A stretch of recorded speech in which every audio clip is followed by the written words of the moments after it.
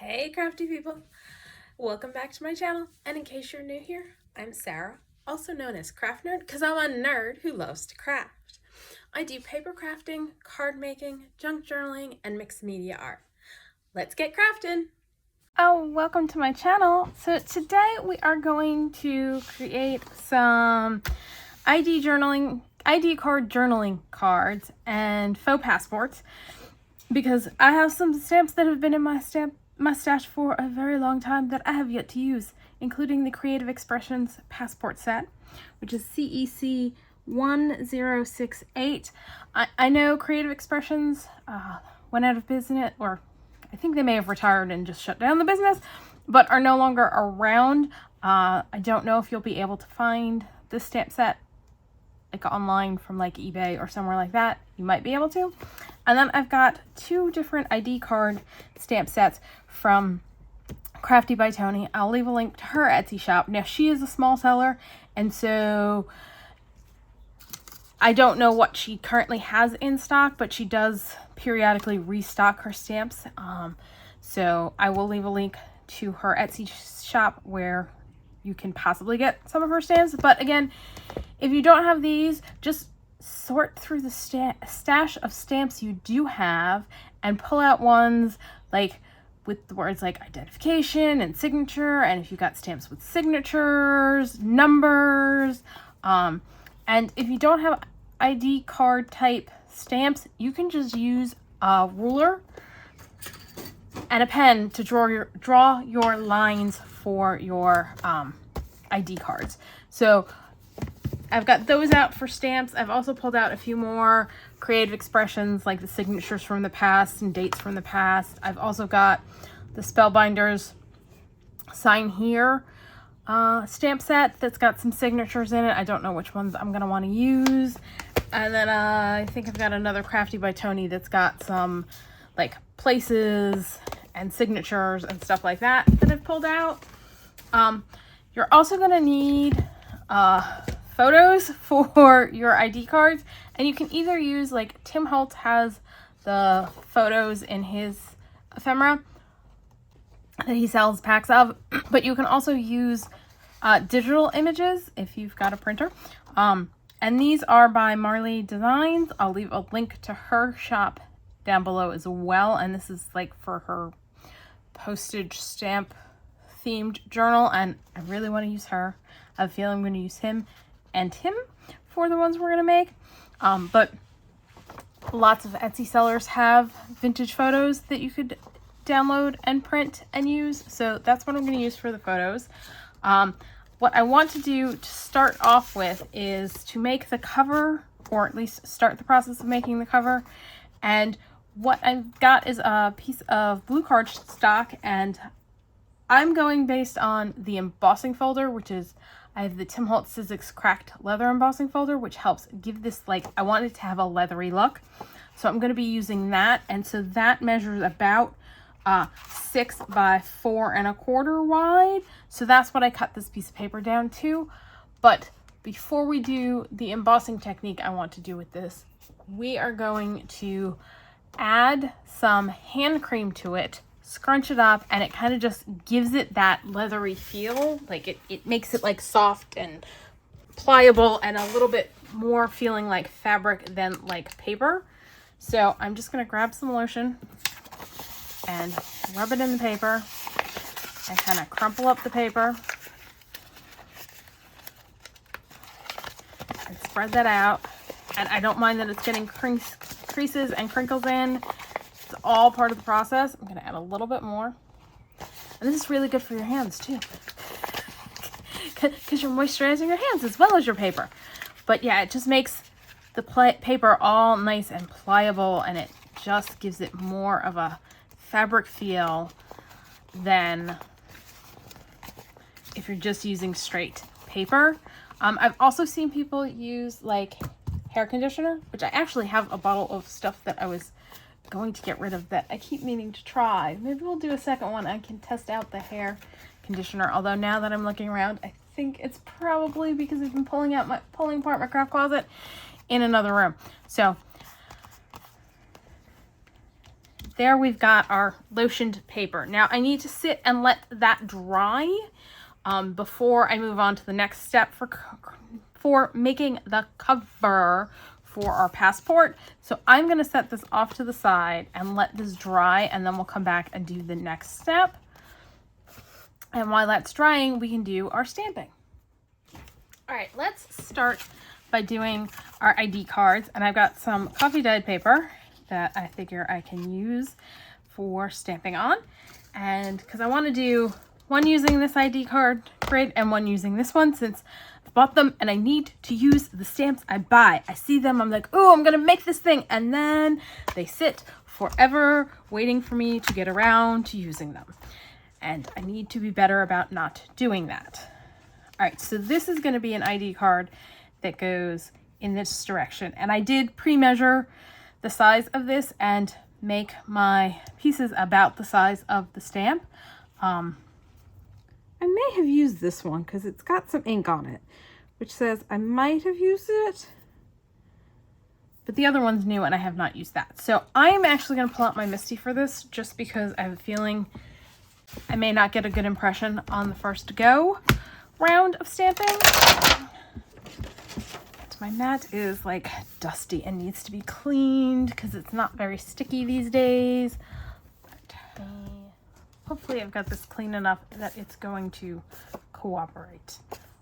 Let's go ahead and stick this one in like so, and stick our stamp in like so. And so I think I cut these pieces 3 by 4. So the ID card's going to be basically the whole front of the card.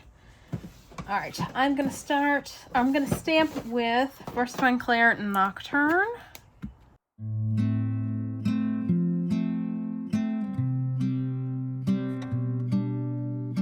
Happy with that. All right.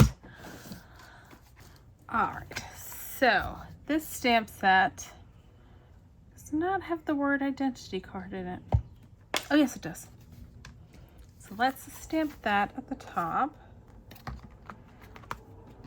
somewhere.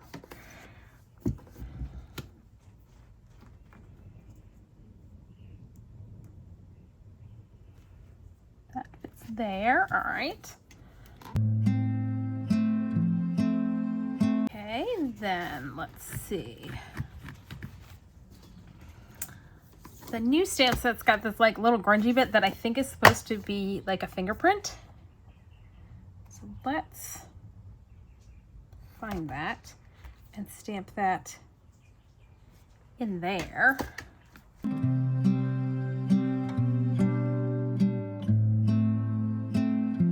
Now, let's see. This one's got issue date. Let's use that stamp.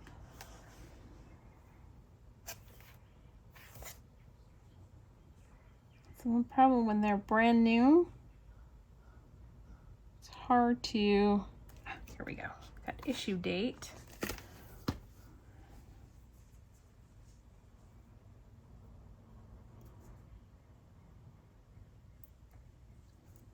Okay, that one I think I'm gonna grab a block because I think it's just gonna be easier than trying to get it to stay in place,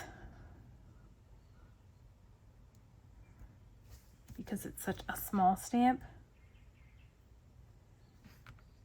Just trying to get it so that I put it on the block straight.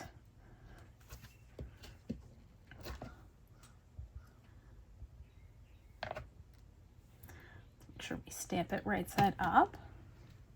I'm gonna stamp it here. And then let's grab a date stamp. This has got October 1965.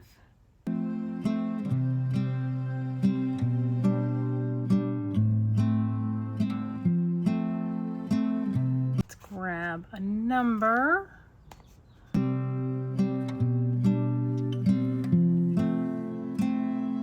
Let's grab a signature. Decide where we want to put the signature. Just randomly grabbing a signature.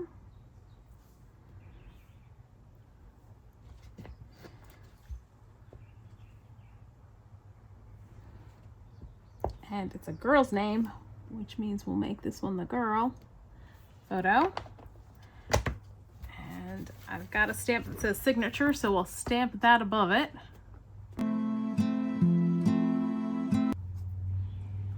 Let's see, what other dates do I have? This stamp set has a date of birth date, or date of birth stamp.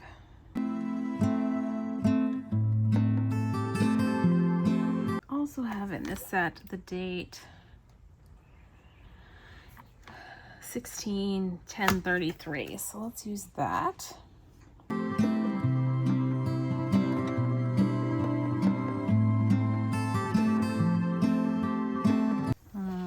Let's see, what else do we want to stamp on this?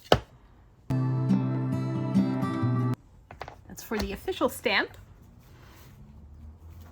and we will find an official stamp to stamp on there. Let's do that. Yes, and that we're going to stamp in red.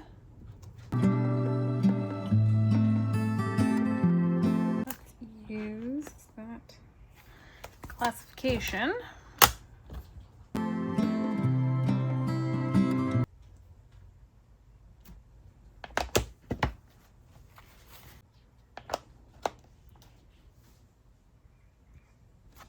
Uh-oh. Let's see if we can get that on there a little better. A little smudgy.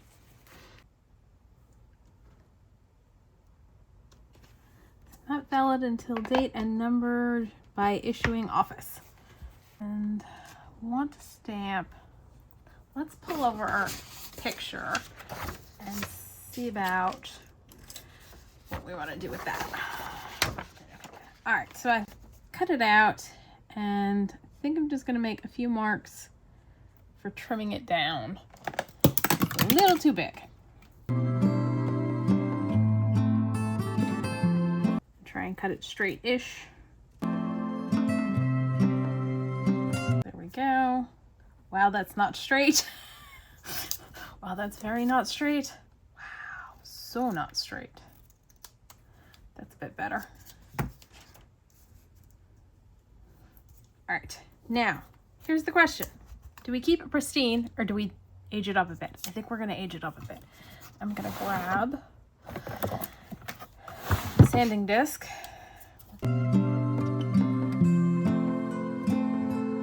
Then we are gonna grab a dauber and some scorched timber. And add a little bit of that to our aged piece. Now you of course could keep this all nice and neat and clean and not do any grunging like the person kept it in pristine condition, or you can do it more like this where they've, you know, clearly been pulling it out and using it and it's gotten a little grungy. I'm going to add some faux antique tape as well, but I want to make sure we've finished all of our stamping. This way, if I've got stamping to go on her, which I think I kind of want to stamp something, this guy in red. Stamp it like that. And then I want to stamp. I've got one that says classified. But I need something. I need to figure out something to stamp there because that being empty is bugging me. So we've got that there. You know what? I know what we can stamp there, assuming I can find that stamp.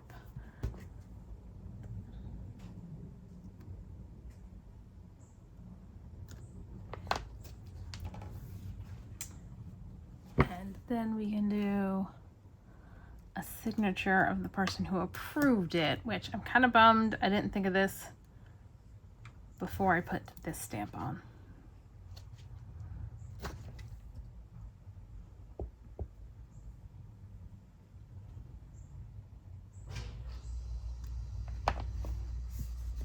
Well, that's okay. I managed to stamp it so that it went above where that stamp is. So I think, okay, now we're gonna add a little tape. That feels like it should have something too. This is probably, it's like you just start adding stamped bits all over the place. Let's go ahead and stamp whatever the heck this guy is in that spot. Because why not?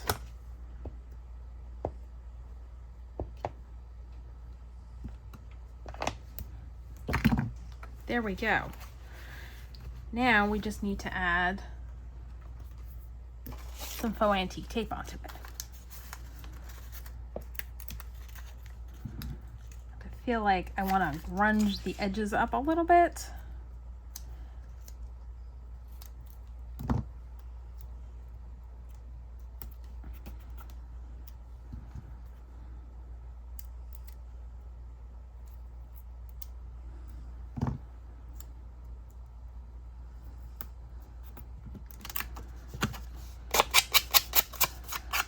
Probably should not do this over my Misty with the sticky pad because it's just going to get the sticky pad dirty. Let's do that.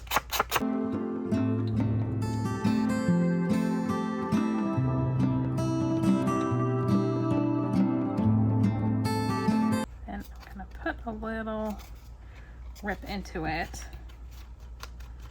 plunge that up, and then just stick a piece of tape over our rip. So there we go. We've got one identity card done. Okay, so I pulled out the other identity card stamp a bit, or like framework. So let's stamp that. And let's remember this time not to do any of the red stamping till after we've done all of the other information.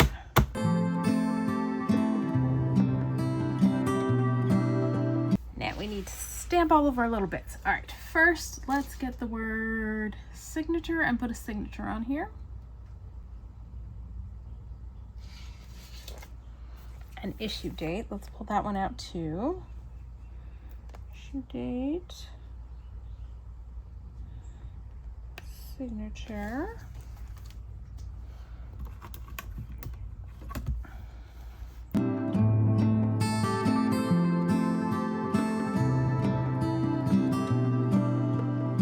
Issue date there. Now, got another date of birth. Now I need to find some small date stamps. Let me hunt those down. I'll be back. Okay, so I pulled out because we haven't stamped identity card yet or classification. Let's do those before we forget. I'm going to do that above here. I'll do classification here. And then I found a date from a different stamp set for February 21, 1900.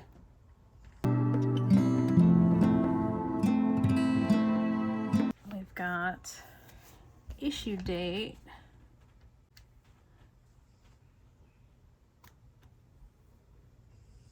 It's 1934. Because, you know, date of birth and the issue date should be separated by a little bit. Let's see, what else do we want?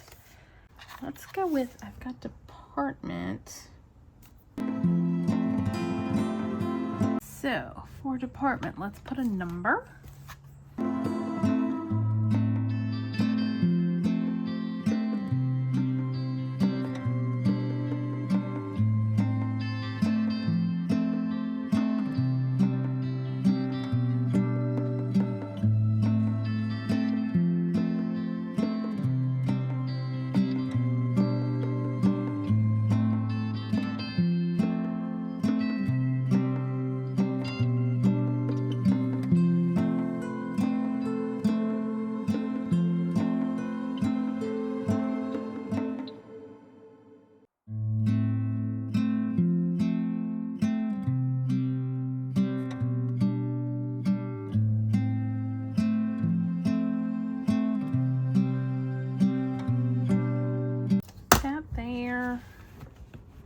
our photo, and I think I want to add a signature for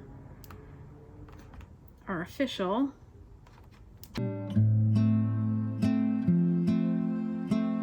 That, and then we're going to stamp the word approved, like where his signature is. I found in that one stamp set, it's got a really teeny tiny United States of America, so let's stamp that.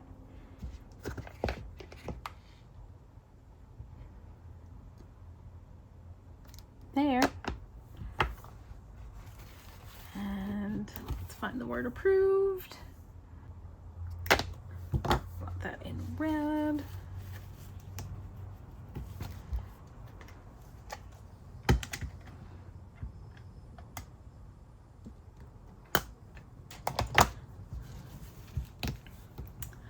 All right, let's get our picture and we'll have this identity card done. All right, so I'm gonna do pretty much the same process I did with the girl for him and the identity card on a whole.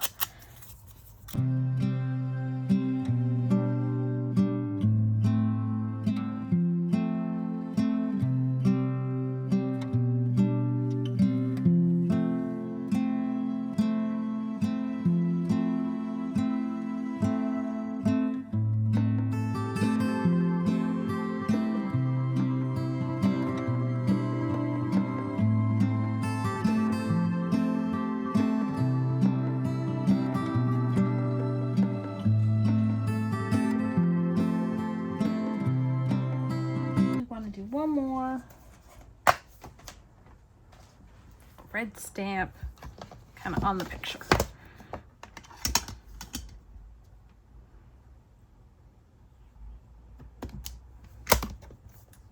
There we go. That one's done. Now for our passport, let's do that guy real quick.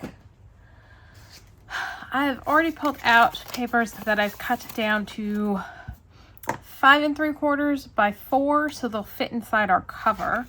Now the first page here is where we're going to need to do our passport ID card part, and I am just gonna do what we've basically done for the other guys. I'm gonna just speed this up and just stamp away. So that's what I'm gonna do.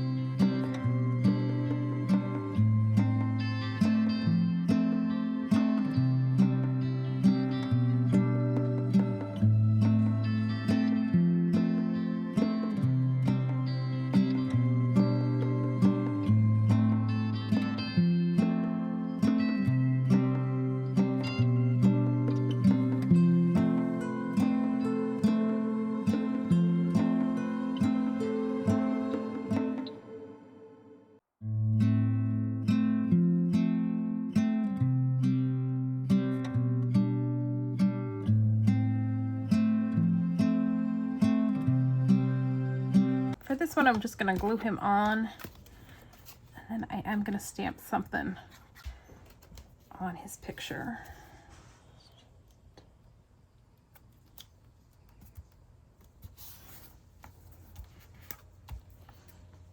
Let's go with the little guy we've been using.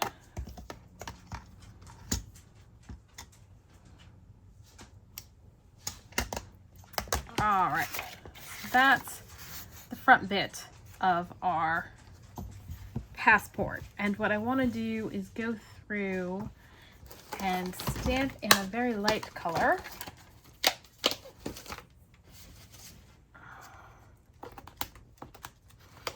this guy on all of the pages.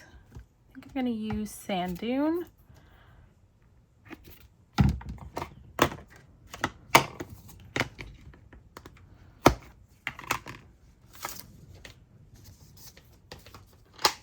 Now I need to figure out what I do with the rest of the pages for this guy. Oh, these are the rest of the pages right in front of my face. All right. Now, you go this way for the front of the thing, but on the inside, I'm going to stamp these guys in. Ooh, that. I'm not loving how much that shows through. What I may do is glue those pages together, at least in the front. Yeah, let's do that so that we can hide the fact that that just stamped through, because this is like coffee dyed copy paper. So we're gonna, and I thought about stamping it separate from the booklet, and I was like, nah, let's just go ahead and stamp it in the booklet.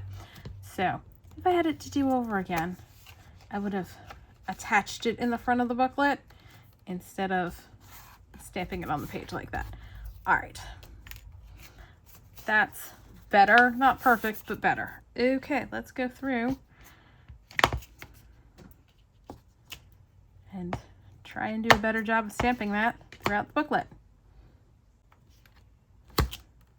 What I probably should do, instead of stamping it like that, is stick it in the dang Misty.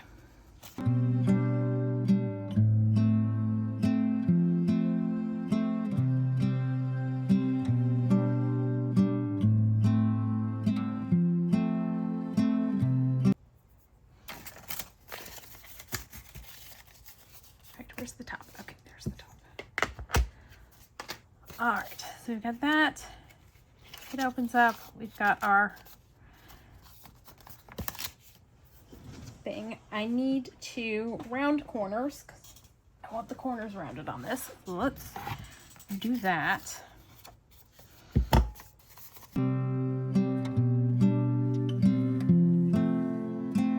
Now, as this is going to be the passport of someone who is well traveled, I'm going to come in and do a little splatter stamping.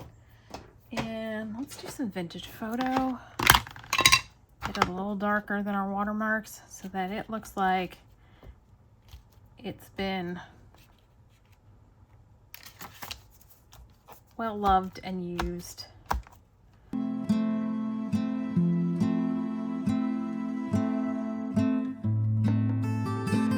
Going to assemble like this. So for our last page, I want to stamp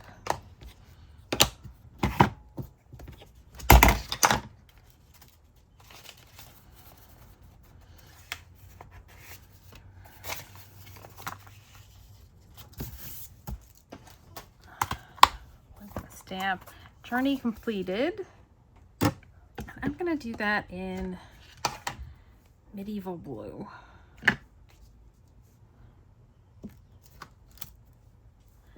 And then I'm going to put the barcode on the bottom of that page too.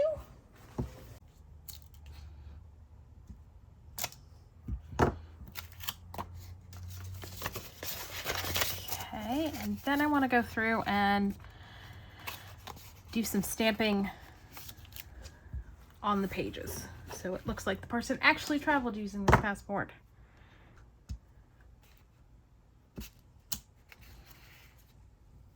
I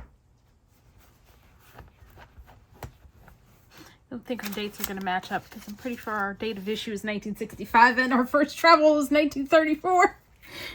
And he was born in 1922. Okay, at least he was alive for when he went to Paris. Let's stamp. Oh, that's upside down. Let's make sure we're stamping these guys right side up. Okay. I think I'm going to pull out. I am going to use the global postmarks from Darkroom Door because it's got other places than, and the passport one only has like that. So let's stamp. Not all of them are necessarily clearly postage,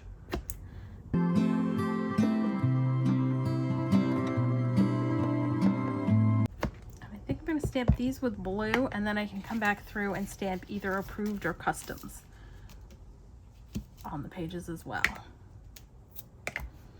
in red.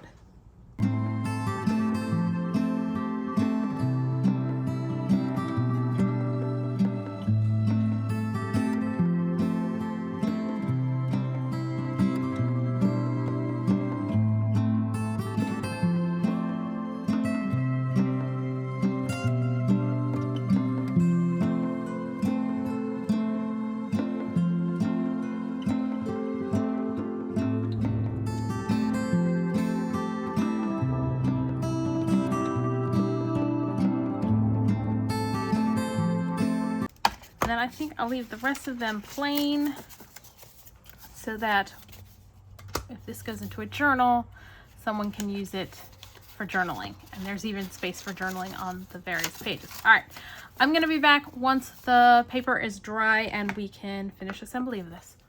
Okay, so paper's dry, and I did actually go and like use some with conditioner, and I don't notice any difference in how the paper feels. The only difference I noticed was that I had my hands covered in conditioner after I was done and did not particularly enjoy that. So I'd stick with doing hand cream for softening up your paper. Now I've pulled out the Tim Holtz Sizzix embossing folder cracked leather. And with your embossing folder, you have one side that debosses, presses into the paper, and one side that embosses and so pushes the paper up. And what I want to do is I'm going to ink on the side that's going to deboss, that's going to press into my paper, because it's going to give me like the look of this onto my paper. And I'm going to try using First Fine Clair Fallen Leaves. I know Tim Holtz, when he talks about this technique, usually uses like archival ink. Distress inks, one, are translucent, so if you're using a dark paper, not going to show up that well, and two, tend to bead up on the plastic. I find my archival inks are a little on the dry side for doing this, so I'm going to use my First Fine Clair, and I am going to slide it along here. I am not pressing down, because otherwise I'll get the ink all in like the indentations on this side of the folder, as opposed to just the raised bits, which is what I'm going for. And then I'm going to put my paper in. Actually, let's make sure I've got it fully covered, because this piece of paper is the full size of the embossing folder. I have a feeling I'm not going to get it up there.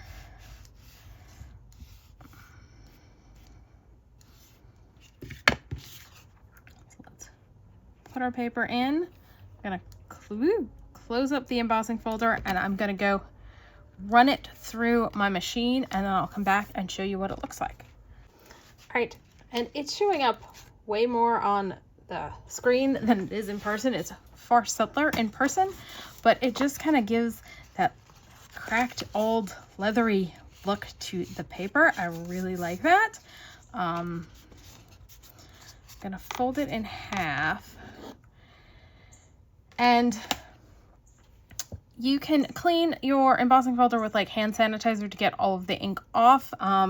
Since First Fine Clair is permanent, if I don't get it all off, it's not going to be a big deal. It's not going to end up reactivating and messing something else up. But if you do use like a dye-based ink, you want to make sure you clean off your embossing folder really good. Otherwise, you might end up getting ink accidentally on the next project you emboss. All right, let's round the corners on this.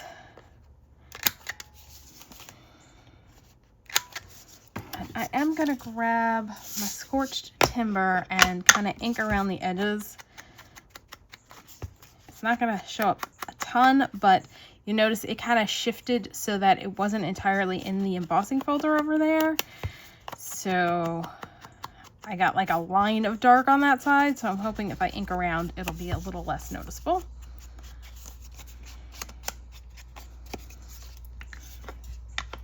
Now, I do want to do a little bit of stamping and gold embossing on the front of this. And what I want to do is I'm going to stamp this guy. And then I'm going to do the word passport underneath. Let's look at the really big passport. let me grab out what I need for doing that.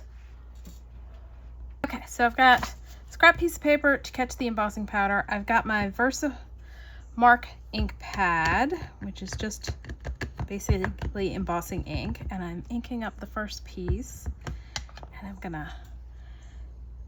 got a mouse pad underneath because it works better when you stamp onto something squishy, and I'm just gonna press that down real good and bring over my antique gold embossing powder, and I'm hoping that the piece was dry. I just realized I should have probably hit it with my heat tool to make sure the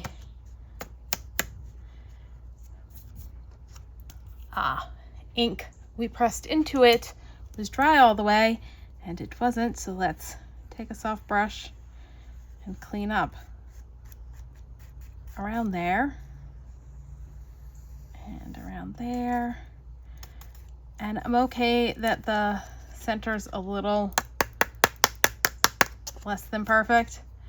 I think I'm gonna go ahead and emboss this before we do the word passport. This way it will dry any of the ink that still might be wet on here.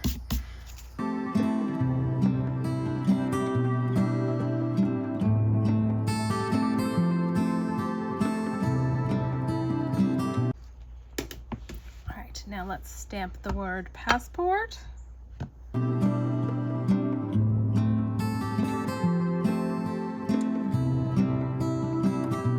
All right, apparently that did not work at all for drying the rest of it off. Oof.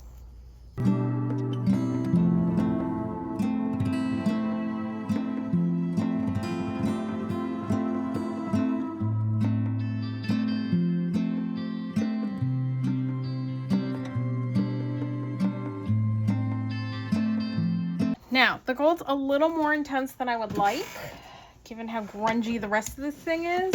So what I'm gonna do is grab my archival ground espresso and try and add a little over top to kind of dull it down, because it will stick to non-porous surfaces.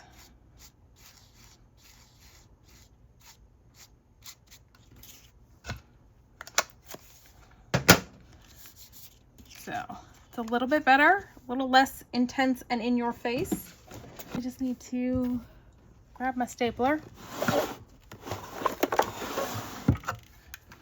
And this one goes out like that so that I can more easily staple our piece together. So let's make sure we put it in right side up. Line everybody up. And staple.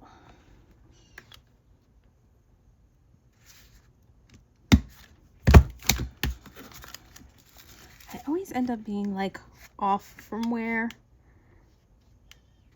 the center is.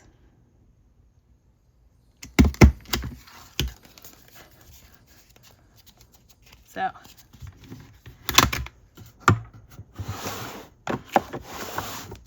there we go. We've got a passport.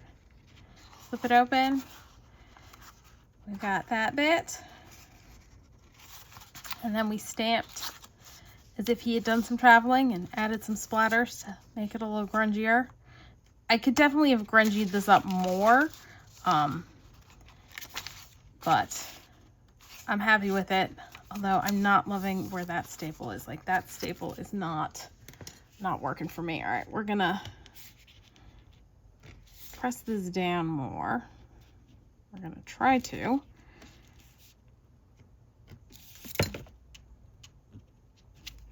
And pull out the staple and redo it. And yeah, there'll be holes in here, but they won't be that noticeable, I don't think.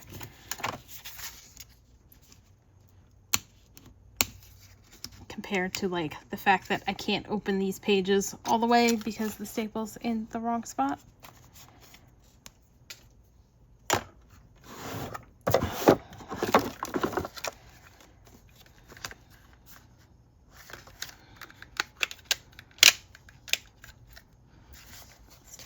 better job of making sure you're lining up the center line with where the staple actually goes.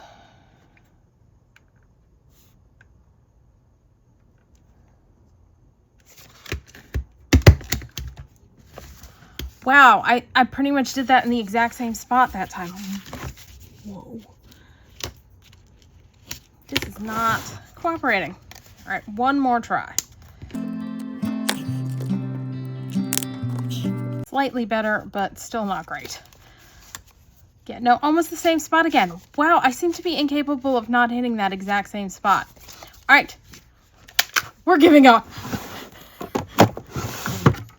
So there we've got a passport and 2 different styles of ID cards.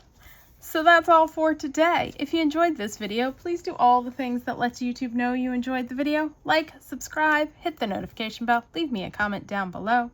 Thanks for joining me, and happy crafting!